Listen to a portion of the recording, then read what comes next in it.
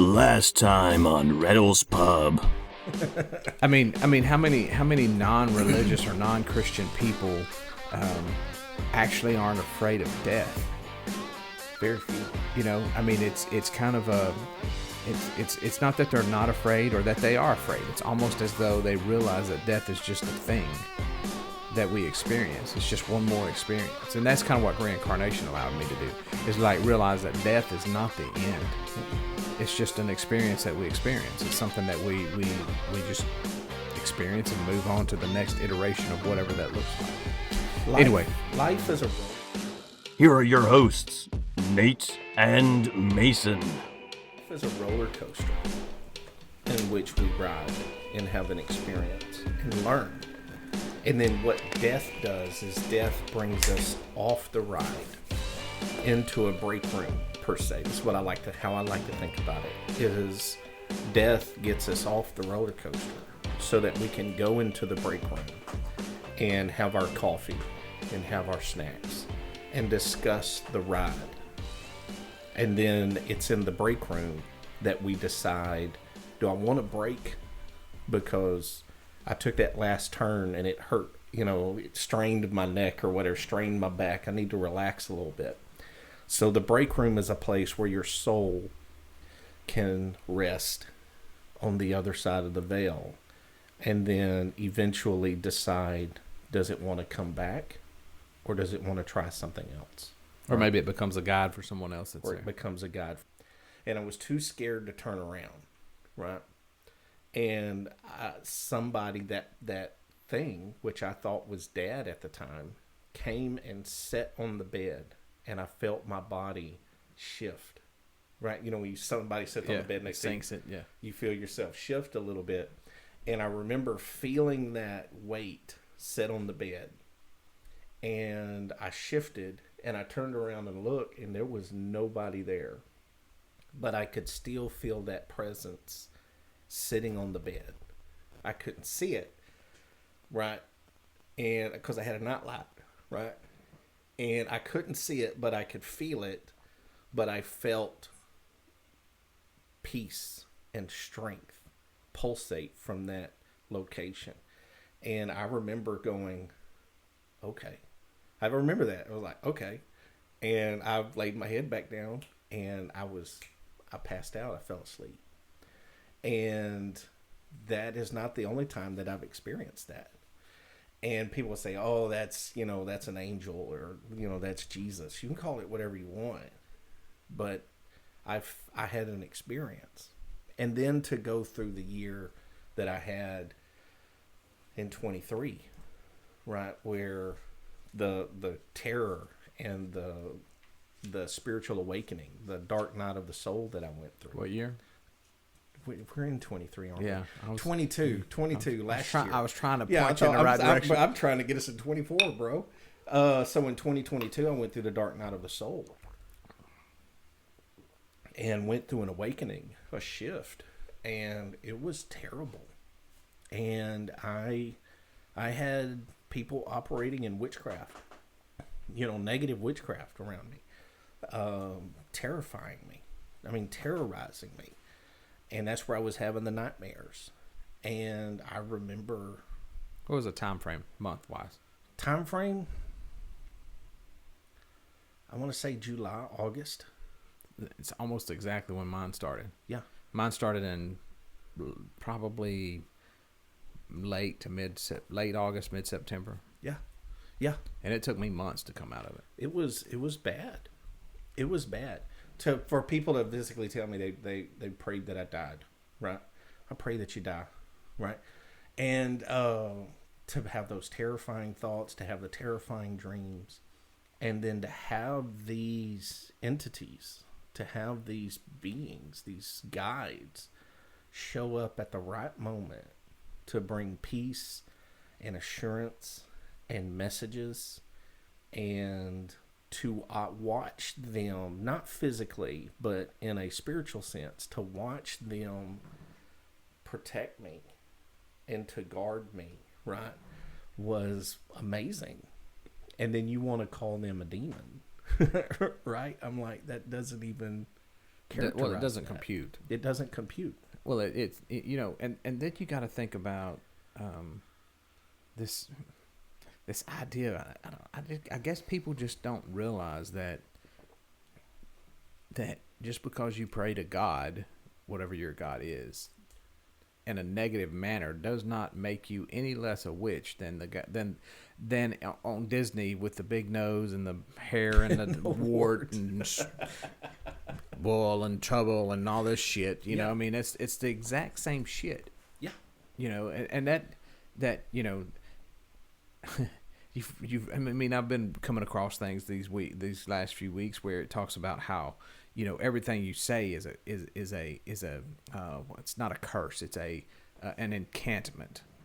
You know, everything you say, which is why you know, maybe that's why we were told in the Bible and in the Christian Bible, you know, what's your language, what you know. I mean, I'm ad-libbing that, but you know, Paul said, you know, the tongue is sharper than any two-edged sword.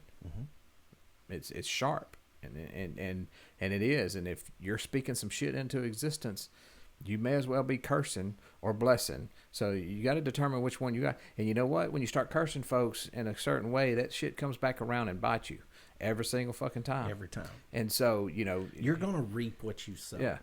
I read something yesterday. It was, and I think I said this last time in the episode, but it's like, you know, witches call it incantations. Christians call it prayer. Buddhists call it meditation. Spiritualists call it manifestation. But it's all the same thing. Atheists call it placebo effect. But it doesn't mean it doesn't exist. It means it does exist. Yep. And if you're proclaiming Christianity and then cursing somebody by wishing they would be dead, then you're no different than the Disney witch. I'm sorry. Right. Putting Hansel and Gretel in the oven. That kind of shit. Two things. 2 points. Point number one is I always go back to heathenry, right? To Norse paganism. By the way, I love Norse paganism. As do I. I tell you what, man. Norse paganism changed my life, changed my worldview. Yeah. Right? No. Completely changed my worldview. I got you. And in fact, I mean, I don't mean to interrupt, but I really, you know, yes, I don't claim that I awakened until June or July last year. I mean, this is a journey of years and months. I don't think I truly awakened until the exact date is June 7th of last year. That was the beginning. I know the exact date. So, but I had been becoming interested in for at least a year, if not longer, in Norse paganism. Yep. If only because it was kind of your, it was more about how can I make myself better as a person. Mm-hmm. It wasn't about worshiping any god, although they worship many gods. Right. But it wasn't about that. It's almost, in my mind, it was almost like, okay, so these gods don't exist, but I can find some semblance of how I can make my human life, my secular life, my non-believing atheist life better in that sense. And I think that really was the catalyst for it. Catalyst may not be the right. I think that was the prep. Mm-hmm. I think that was the plowing of the field. Yep. And then June 7th, something happened to me that planted a seed that grew in like 2 days and like to kill a brother. I'm just saying that it screwed him up. Yeah, I was fucked for, and I don't even think people realized just how fucked I was for a while. So for me, Norse paganism began out of curiosity. All of this stuff begins out of curiosity. I see a vein, and it's curious. I'm like, I want to look into this. Let me step in before I go into runes. Let me step back and make this statement. All right, here he goes. I'm going to preach. He's fixing to pull out a Bible. Duke, you can give me your 10% after the podcast, okay? Don't give him shit. And then you'll get saved. Don't give him shit. Officially, you'll get saved if you sow a seed of 10% into this ministry. 10%. You will be saved. Hickamosha. All right. M-E-D-I-C-I-N-E.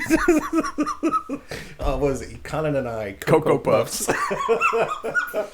So I had a guy call me a couple weeks ago. Probably gonna throw me some praise music in the background. Yeah, some organ, Hammond organ. And he was The Duke is worshiping. oh, the Duke's got his hands raised. What's that Dad used to do? So he called me. He said, "Hey, this individual, he doesn't like to be the type of person to not know anything. If there is somebody in the room that likes to know or has knowledge that he doesn't know, then he immediately steps up and he has the momentum of I want to learn, right? But ultimately, it's to undermine the teacher, right?" So he calls me and he's like, "Hey, if anybody would know about this subject, you would." And I'm curious. When did this happen? Sorry. About 3 weeks ago. Oh, okay. 3-4 weeks ago. Oh, I think you told me about this. Yeah. And he's like, "I want to get into astrology, right? So tarot cards, horoscopes, the moon in so many houses." Yeah, I don't know what it means. Right. I've looked at those charts and they confuse me. Yeah, exactly. It's like I'm not smart enough for this shit. Exactly. Yeah, Leo, my oldest child, researches that shit. Yes, she's really good at it. Yeah. She's really good at it. And she's helped me on some stuff. So he's like, "Hey, I want to study this." And I'm like, "Dude, you are not at a level at all." And I flat told him You'd be this. like, "Sit down. You're not at a level to do this. You should not do this." And he was like, "Well, what are you learning?" And I said, "Well, currently my interest is in voodoo and hoodoo." And the reason, Adam just really blew this dude's brain right now. Let me put a pin in this. The reason why I'm you put a pin in it, all right. And hoodoo is because there is a flow within the Southern Pentecostal movement that was greatly influenced by hoodoo and voodoo. Oh yeah, you look at the whatever their church services are called. Yes, it's no different. It's similar. It's like parallel. Yeah. All you missing is the chickens. Exactly. You know what I mean? Exactly. So I find that practice very interesting, and to see that greatly influence the Pentecostal movement in the Southern United States is even because that's what we grew up in, right? And he got mad, and I told him, I said, "Dude, knowledge. This is his mindset. He looks at knowledge as a piece of paper with a fact on it, right? This is knowledge. This is the piece of paper. And I'm going to take this knowledge and I'm going to put it in a filing cabinet. So when I get into a conversation, I have an ego and I know something about that so I can input into the conversation." Makes me look good. Yeah. It's ego-based. And I told him, I said, "You're looking at this as knowledge-based collection, but it's not knowledge-based collection. Anytime you gain knowledge, that knowledge is a seed that is planted. And the more you search and the more you read and collect, the more that seed is going to grow. And then what will happen is that seed or that knowledge, that plant or tree, will then be so large that it will link, the root system will link with other plants. And then you will begin to question your own spiritual practices. You'll begin to question your foundation, everything. And you are not at a level now at all to be put in that situation. And you will never be capable of questioning your own foundation because how you were raised. So I'm telling you, do not research this unless you're willing to have your world rocked."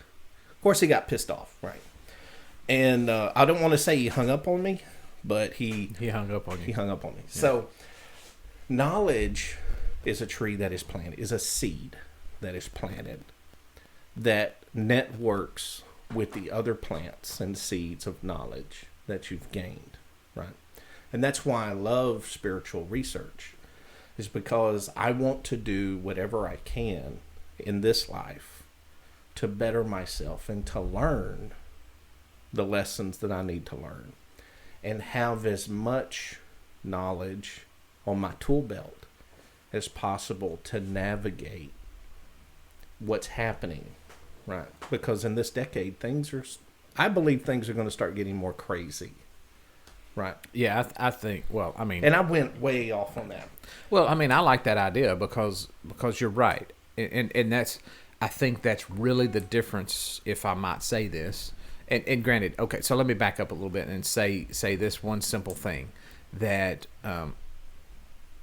for the last probably my entire life, I've been extremely pro-capitalist, extremely pro Western medicine, Western civilization. I think those things are pretty much the greatest things that's ever existed. Yes. Even today, I don't think we would have what we have technologically had it not been for the Western mind. Correct. I have no doubt in that in that statement. There's nothing in my mind that would negate that statement. I think that all life-changing physical inventions for the last 1,500 years have been directly due, at least 99% of them, have been directly due to Western civilization and Western logic and rational thought process. Right. That's just the facts. There's no denying those facts, no matter who you are. Yeah. Along those lines, though, is that with Western civilization, we have completely deconstructed this idea of the Eastern religions. Yep. And the Eastern pursuit of knowledge, which is what this is. So that's a perfect example of the difference between Western civilized religion and Western civilizational thought process when it comes to religion. Yeah. And what you see with you and I, and really I'm that example as well, because pre-June 7th of 2022, I was very much Western civilization. Yes. And if it Yes, wasn't you were. factual, if it wasn't rational, and if it wasn't logic, it was not something I even cared to entertain. Yeah. And so the difference between me and the gentleman you're talking about is I was like, well, fucking Christianity can't hold a candle to logic and rational. There's no way that you can explain Christianity in any sense logically and rationally. That's why faith comes in. Yep. And I got that. But I was not like, fuck faith. Right. There's no sense in it, because all I saw was these fucking assholes behind the pulpit killing people spiritually. And I didn't even see it spiritually. I saw it mentally. Yes. Like, I attributed that to your mental capacity, your mental, your individuality. Yep. Of who you were, your individuation of yourself. That's completely destructed. And when you look at, okay, so we're fixing to head down a fucking rabbit hole now. Do it, man. Jump. So when you're looking at Christianity or Western influenced religions, what you're looking at is it ceases to be about faith, even though they proclaim faith, and becomes purely about control. Yes. Because you have one gatekeeper between man and God at this point that sits between even man and Jesus, because Jesus is actually the way. As opposed to brother so-and-so that gets up behind the pulpit and speaks eloquently and has all the perfect ha's and has all the perfect and shit. You want to hear something? I can break that shit out just as easy as anybody else that stands behind it. I promise you, I can make you happy with my language. Yep. Shit, I used to pride myself on it. Very good at it. And so when you're looking at that shit and you realize that Western civilization tied into religion turns it into control, which is why it goes back a little bit to back in the day when what I was just saying earlier, in that I don't believe anything in the Bible. And the reason being is because it's so influenced by Western civilization that they would have created it and taken out all the Eastern influence so that they could use control and manipulation and gatekeep and all these things. And the other thing is if you remove reincarnation out of the Bible, and only thing that you can do is be saved by whom? Yes. The priest. Yes. The pastor. The 1%. You can't go to hell. I had a pastor that would say from the pulpit almost every service, you cannot get to heaven without me. Yes. You can't get to heaven and when without you me. say that shit and someone is afraid of going to hell, Yep. You have complete control over who they are, what they buy. I actually had a pastor say, don't buy red cars because red is of the devil. The color red is of the fucking devil. That's what the fuck? This is a problem. Yes. This is a result It's a systematic problem. This is a result of what you just said, which is fucking awesome how you said it. This is a result of knowledge becoming the sheet of paper that I can write some shit down on so I can look good, file it away in my filing cabinet, and argue with you because you're wrong. So let's take tarot card reading for an example. Mm-hmm. I can read the meaning of those cards because they give it to you. I've got a set right in yonder that I've messed with. I can read what those cards supposedly are supposed to mean, but that doesn't mean fucking shit. Because in that card, in that little deck that tells you what these cards mean, that's facts that I can file away, and then I can pull out and say, this is what this means. But you watch these real tarot card readers, they're not really using that. Mm-hmm. They're using their own intuition, and those cards almost become part of their ideals. Yep.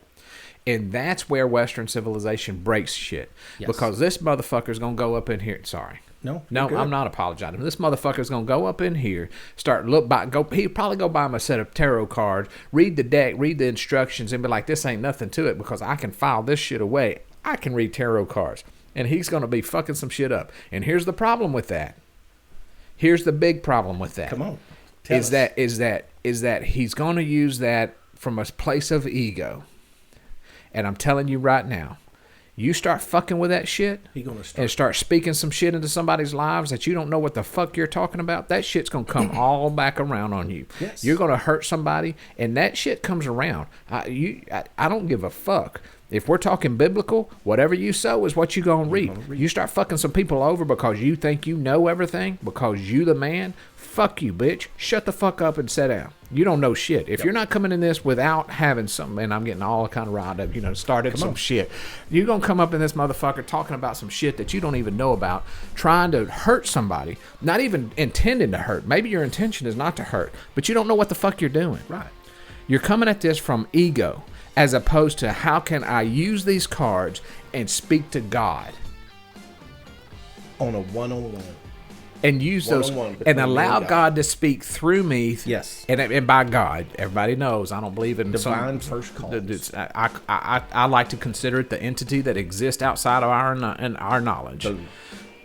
I don't even think words can describe that which exists. That's the reason why I say that which exists. That's the reason why I believe the Jews don't even say God, because there is no such thing. You're using that to base on ego. To go so out. I can look fucking good. That's evangelism 101, brother. Go to somebody's church. I prayed 500 people through this weekend. What did you do this weekend? Motherfucker, I went and prayed to Jesus. That's what the fuck I did. What'd you do? You probably went out there, started cussing and sleeping around and all kind of shit. I mean, we see it all the fucking time. This motherfucker come in there with the anointing and then be fucking somebody on the side. Shut the fuck up, sit down. Dude. You got some problems, bro. That is some major problems. And maybe it's not that bad. Maybe it's not that bad. Maybe you're not out and out sleeping with somebody or sinning, quote unquote.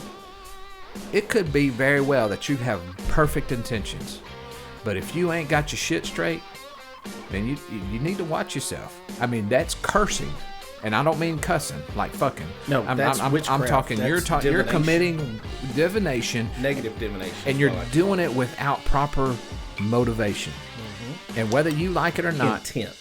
Yes, the intent. That's the word. Is incorrect.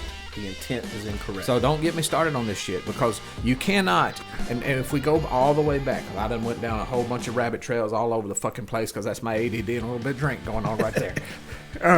You bring all that back around, and all you're wanting to do is prove somebody wrong. Yep. He wasn't wanting to know knowledge. He wasn't pursuing the truth. There was collection of information. Hold on. Just 1 second. Hold on. Ooh, you might as well give you 10%. Yeah. So that's like 50% at this point. So here's this. God can send him a lie. And he believe the illusion and be damned. Why? Because he's not pursuing the truth of whatever's in front of him. He's not pursuing the truth of the divination in front of him. He's pursuing the knowledge. Yep.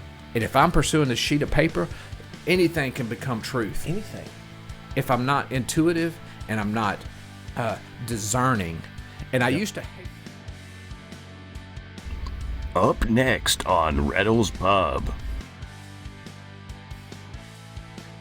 And I used to hate that word because of because of the upbringing that we have. But now it's becoming to where I use discernment almost constantly in my life. That's right. I'm discerning everybody that comes in my life. I'm discerning what their motives are, who they are, and we have to do that. And we've so quantified that and written it down in formulaic.